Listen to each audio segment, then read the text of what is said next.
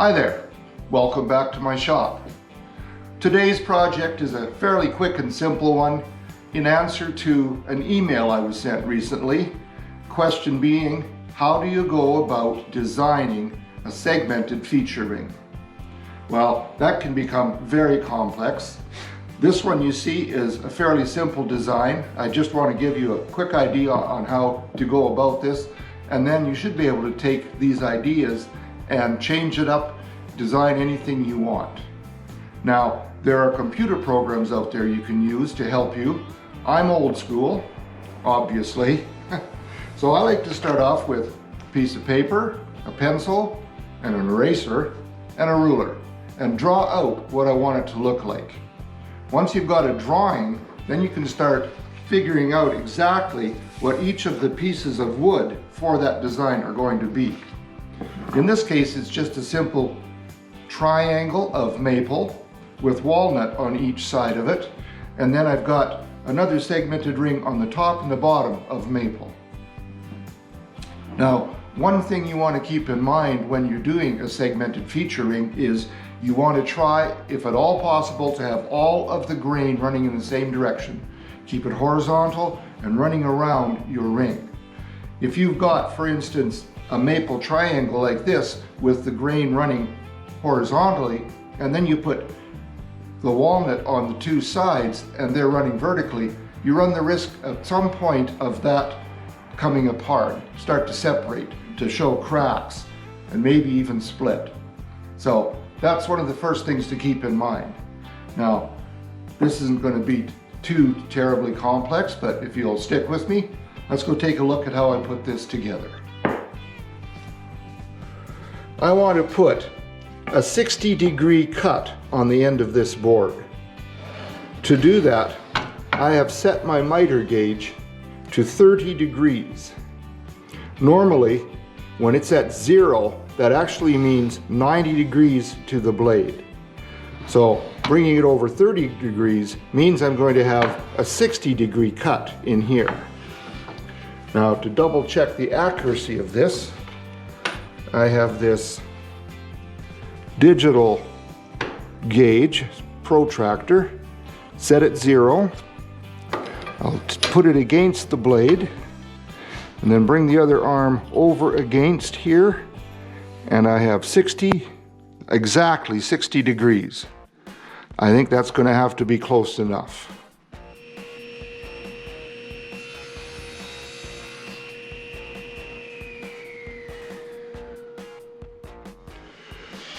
All right, let's just take a look and see what this is going to tell us now.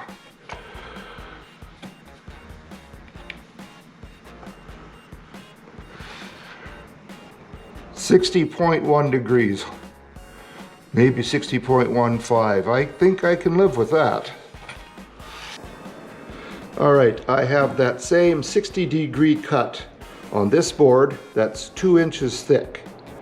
Now I'm going to flip it over, and I'm going to use the same stop that I use for my wedgie sled. Slide this up against there, and I've got it set so that this side of the blade should be right on that cut line. Let's see how this works.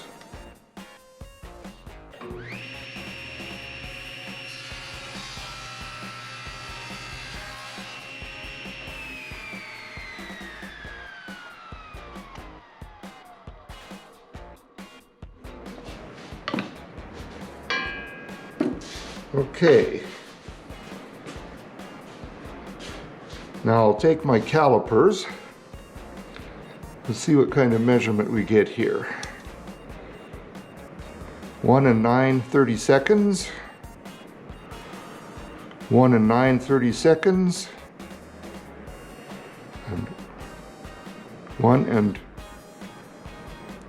19/64. About a 64th of an inch here. Oh, that's not cut straight. I can see it right now. Let me try another one.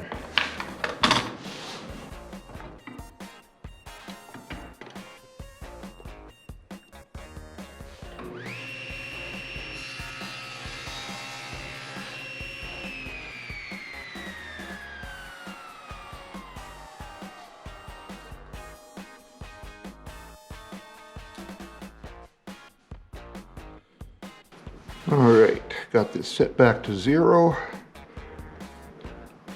1 and 9/30 seconds. 1 and 9/30 seconds. 1 and 9/30 seconds. So I've got my equilateral triangle. Now I'm ready to start working on the rest of the segment that this is going to fit into. All right, I just need to cut 15 more of these and I'll be ready to move on to the rest of the segment.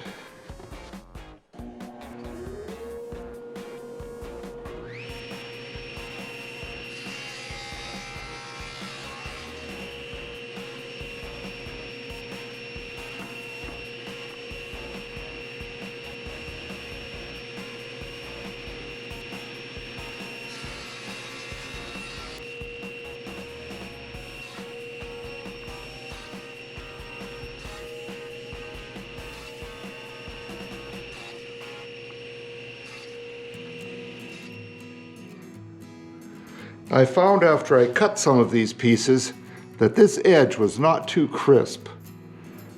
So I've taken another board, just a piece of scrap walnut, put it behind there, and it has made a difference. Let's see if it'll do it again.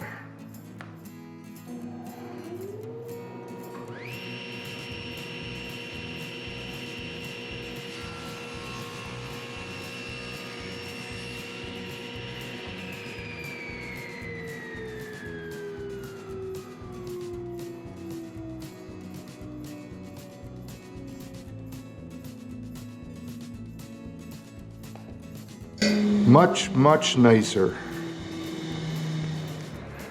This drawing shows you what I have designed for these segments. Now, on reflection, I've decided to have all the triangles facing the same way instead of having them reversed like this. Each of these segments is 2 inches long and 1 1/2 inches high. Each of these squares is 1/4 inch square. Now, what I want to do is put a strip of 1/4 inch thick walnut underneath the triangle on each segment. This is a piece of 1/4 inch walnut I've cut, and I have marked lines out 1.5 inches apart. Just a little more than that to represent the ends of these triangles. So I will take one of those triangles and I will glue it down to this board. Now if this is 60 degrees in here, then that leaves on a 180 degree line 120 degrees in here. And if I take 2 more of these and put them in here, you can see that they end up forming a straight line. This 120 degrees plus this 60 degrees equals that 180 degrees. So if I take a 60 degree cut on a piece of walnut and bring it in here, you can see that's what I need. So then I'll need to put it where I want it, make a mark, cut that piece off, and I'll be ready to put them in. And I've prepared 2 samples here, so you can see how this is going to work. I want to make sure again that the grain is always running in the same direction. So there we have that. Then I'll take another piece of 1/4 inch walnut, glue it across the top here, probably use my disc sander to straighten out the ends properly, and I'll be ready to go.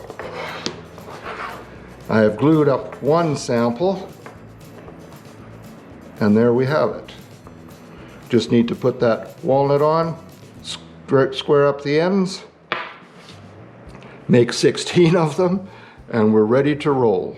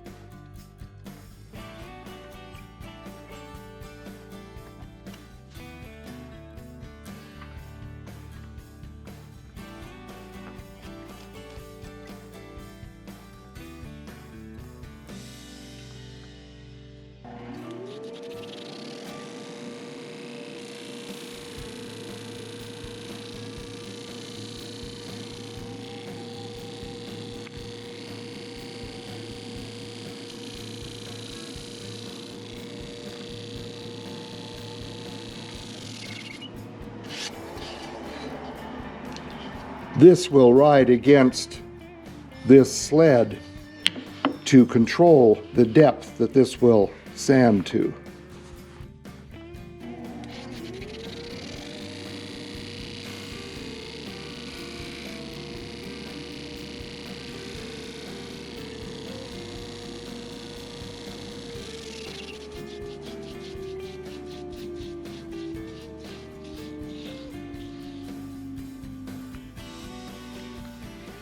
Now that both sides are sanded, I want to pick which one I want to be the longer side.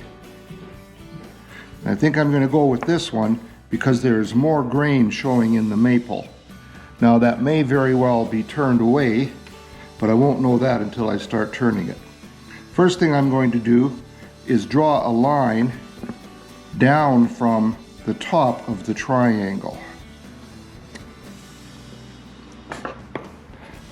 Now I'm going to make a mark 1 inch over from that. I want the length of this to be 2 inches. So I'm going to come over from the line 1 inch.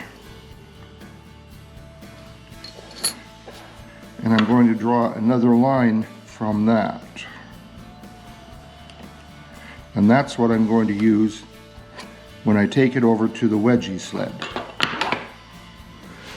Now this mark that I just drew, I'm going to slide it up until I match it to the left side of that tooth on the saw blade.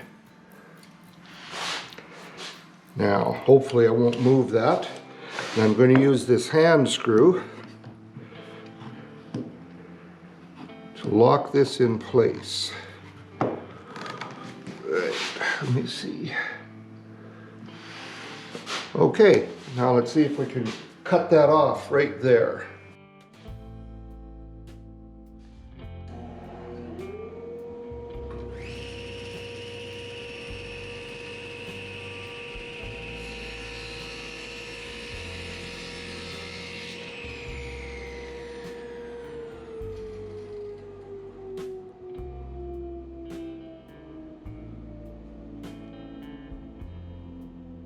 I've left this segment sit there until the blade stopped to be sure that I didn't bring it past the moving teeth and have it burnish it in any way.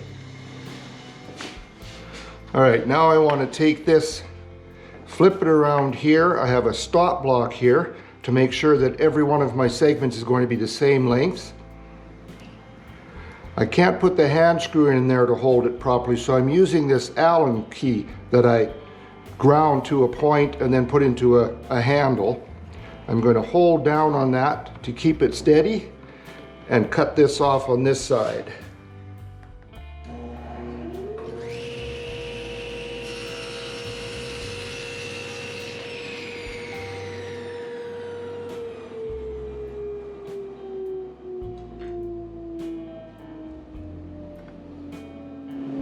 All right, that's one segment ready to go, and now I'll do the others.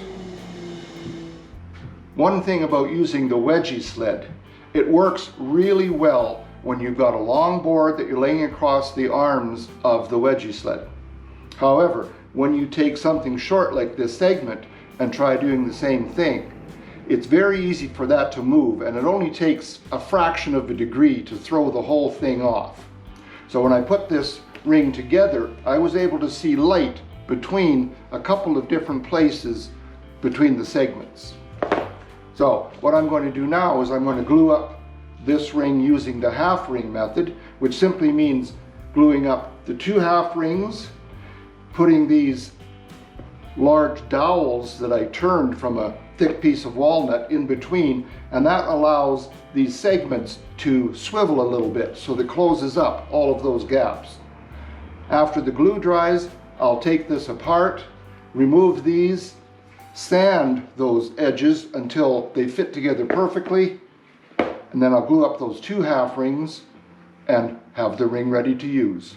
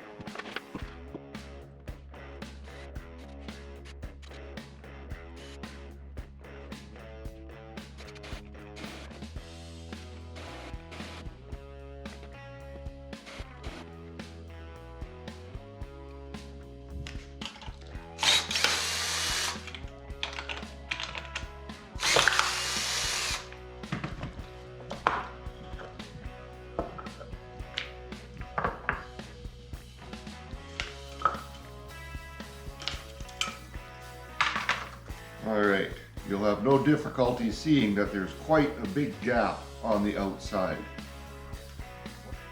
I have taken and cut 6 by 48 inch sanding belts, and I've glued a 150 grit belt on this side of a 1/4 inch plate glass, and on the other side I have 80 grit, and I put them in this quick wooden frame just to hold them so I can screw this down to the bench and that nothing's going to move. Now here you might be able to see that I've got the pencil check marks on here. My idea is just to hold it as flat as I can and run it back and forth a few times until those disappear.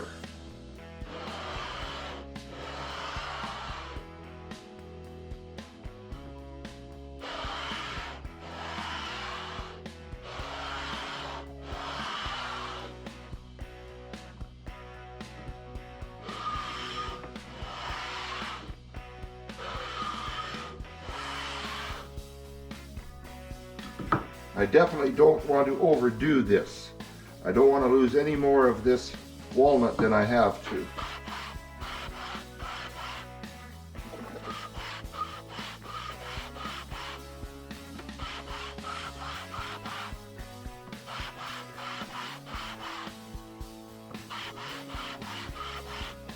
Now if I take a straight edge and hold it up against the light, I can see that it's real good. Just this one little corner needs some more fine tuning.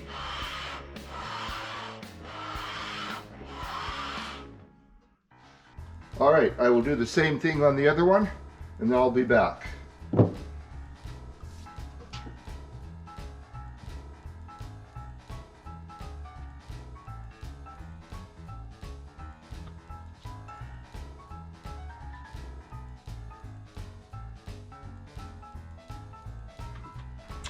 Now I'd really hate to forget and have some of these pointing up and the other side pointing down.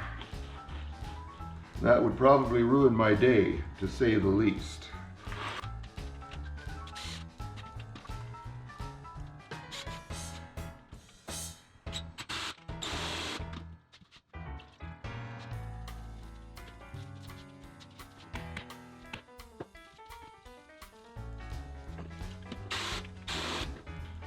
All right, time to let this glue dry. See what we end up with. Well, there it is. It's finished. I'm quite pleased with it. It is a simple one, but the #1 rule of keeping the grain running the same direction is something that you can apply to any other feature ring you want to make. And it is true of all of these that I have sitting here. Now, these two, called the Indian blanket design, and this one here, the diamond feature ring, and this one. I have videos out on how to do all of those, and I will put links down below so you can take a look at those if you want. A little more complicated, but again, they all follow the same rule. Keep your grain direction the same throughout. Now this one of my favorites, but this might be a little bit much for you to watch for 2 reasons. #1, it's a 9-part series that I did 6 or 7 years ago, I believe it was. And the second reason is it's not really very well done, particularly the music in it. It's just terrible. It's too loud, it's too repetitious. I think I've come a long way since I did that, but if it interests you, you're welcome to take a look at it, and I'll put that link in the description box. So I hope you've enjoyed this today. Maybe you can come up with a feature ring and send me a picture. I'd be interested in seeing what you do. If you liked this, click the like button. It helps my channel out, and subscribe if you haven't done that before. I really appreciate my subscribers. Click the share button, also helps the channel, and let your friends know about this. Another thing you could do, I would really like, is if you would comment. Tell me what you think of this. Is this the right way to put this, or should I put it pointing down? I really enjoy getting comments. I read them all. And now I hope you'll come back next time. Between now and then, have a great day in your shop and be safe. Take care now. Bye-bye.